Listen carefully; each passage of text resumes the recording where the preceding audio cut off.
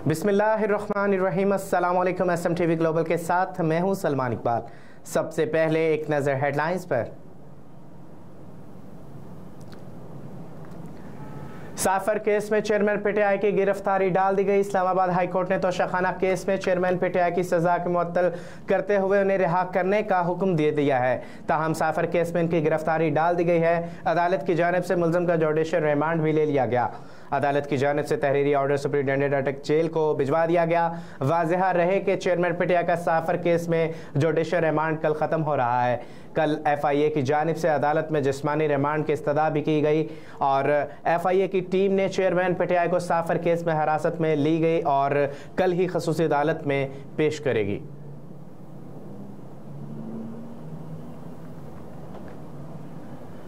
अवाम का एहतजाज काम ना आया, एक और बिजली का बम गिराने की तैयारी। बिजली ₹2.07 फी यूनिट महंगी होने का इम्कान है। जुलाई की माहाना फ्यूल एडजस्टमेंट में इजाफे की दरख्वास्त पर समाअत कल होगी। तफसीलात के मुताबिक मुल्क भर में महंगी बिजली के खिलाफ एहतजाज जारी है। एक तरफ अवाम पहले ही बिजली के बिल अदा ना करने की हद कर रही और दूसरी जानब बिजली मजीद महंगी करने की तैयारी कर ली गई। नेपरा CPPA की बिजली महंगी करने की दरख्वास्त पर कल समाअत करेगी। जुलाई की माहाना फ्यूल एडजस्टमेंट में इजाफा की दरख्वास्त पर समाअत होगी। सेंट्रल पावर परचेजिंग एजेंसी ने बिजली की कीमत में इजाफा मांग रखा है। नेपरा समाअत के बाद बिजली की कीमत में इजाफे से मुतल्लिक फैसला करेगा।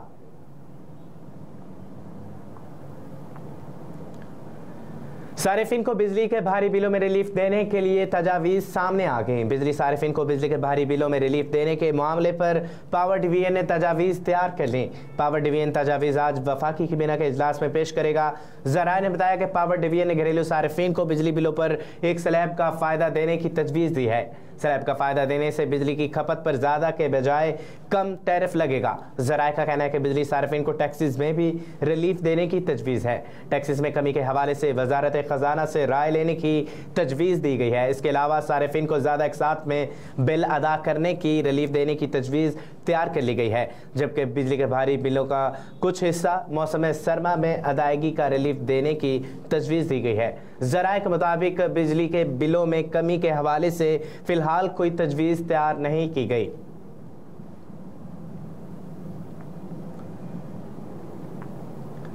कैंगरू कोर्ट का फैसला आज मुअत्तल हो गया। इस्लामाबाद हाई कोर्ट ने चेयरमैन PTI और साबिक वज़ीर आज़म को तोशाखाना केस में दी जाने वाली सज़ा मुअत्तल कर दी है और फौरी रिहाई का हुक्म दिया है। इस फैसले पर PTI रहनुमा और मरूफ कानूनदान बाबर अवान ने कहा कि कैंगरू आर्ट का फैसला आज मुअत्तल हो गया। बाबर अवान ने कहा कि चेयरमैन PTI की सज़ा मुअत्तल हो चुकी है। वो पार्टी चेयरमैन थे और रहेंगे। उनकी रिहाई के बाद तहरीक इंसाफ और कौम इलेक्शन की जानिब बढ़ेगी। उन्होंने कहा कि इस वक्त निगरान हुकूमत को कोई ऐसा खेल ना खेलने से जिससे एतबार उठ जाए।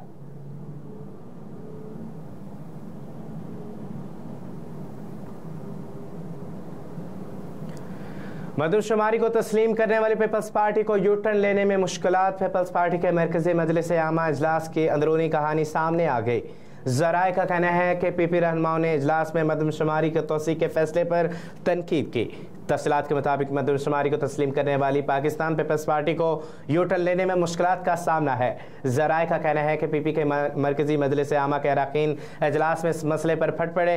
पार्टी रहनुमाओं ने CEC में PP पर क़यादत के फैसलों पर कड़ी तनकीद की और पार्टी क़यादत के सामने शिकायत के इनबार लगा दिए। रहनुमाओं ने मरदमशुमारी की तौसीक़ के फैसले पर तनकीद की और कहा कि मरदमशुमारी की हमायत करके PP ने इलेक्शन के ताबूत में कील ठोक दी है।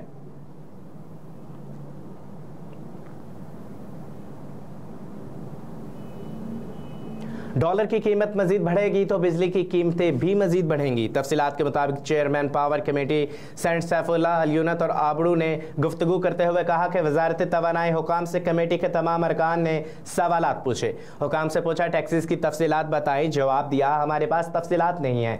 जो भी सवाल पूछा हमें जवाब मिला कि हमारे पास तफसील नहीं। हमारे किसी सवाल का जवाब नहीं दिया गया, बस कहा जाता कि तफसीलात नहीं हैं। सैफुल्लाह आबड़ू ने बताया कि बिजली बिल में 70% डॉलर रेट, 20% शरह सूद और 10% टैक्स की मद में इजाफा हुआ और इसके अलावा IPs के साथ मामला, इसलिए बिजली बिल पर इसी तरह का असर सामने आएगा।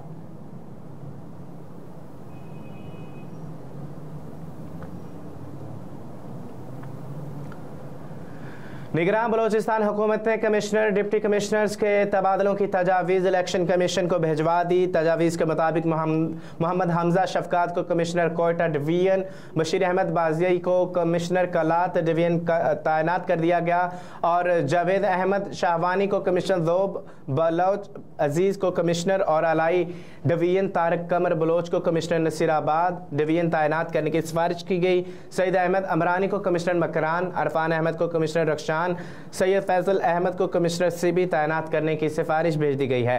साद बिन असद को डीसी कोयटा, जमील अहमद को डीसी पशीन, जाकर अली को डीसी किला अब्दुल्ला, राजा अथर को डीसी चमन, आयशा जोहरी को डीसी कलात, मोहम्मद आरिफ खान जरकोन को डीसी खजदार, औरंगजेब आदीनी को डीसी ग्वादर तैनात करने की सिफारिश कर दी गई है।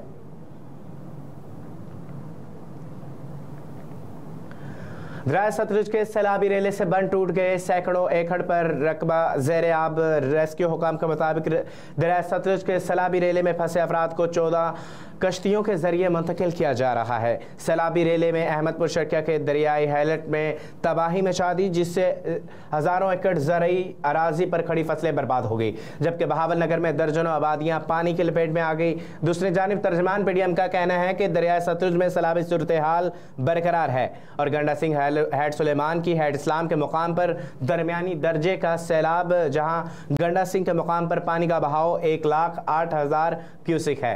तर्जमान के मुताबिक हैड सुलेमान की के मुकाम पर पानी की आमद 98,878 और इखराज 85,014 क्यूसिक, जबकि हैड इस्लाम के मुकाम पर पानी का बहाव 82,916 क्यूसिक है। तर्जमान ने बताया कि मेलसी साइफन के मुकाम पर भी दरमियाने दर्जे का सैलाब है, जबकि पंजाब के दीगर दरियाओं में पानी का बहाव नॉर्मल है।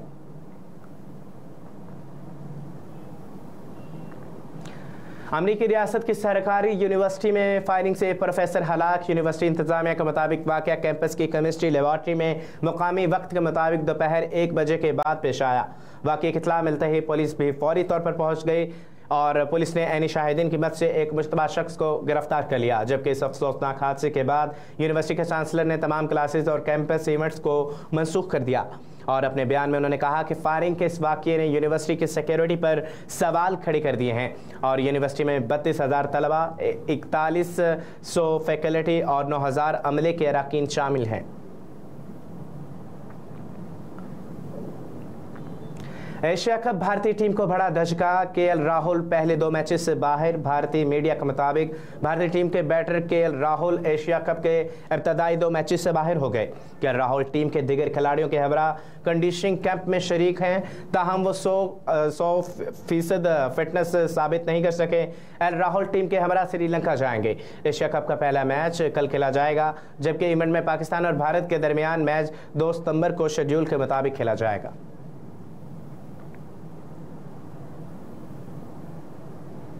न्यूज़ स्टूडियो से फिल वक्त इतना ही। मज़ीद खबरों से बाखबर रहने के लिए देखते रहिए SM TV और रहिए हर लम्हा बाखबर।